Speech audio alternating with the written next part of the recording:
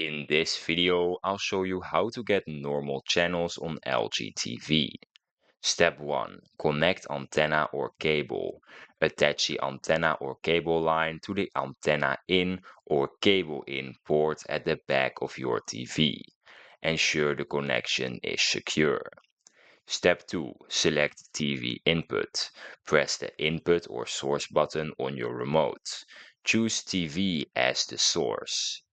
Step 3. Scan for channels. Press Settings or Menu on your remote. Navigate to Channels, Tuning or Broadcast Settings.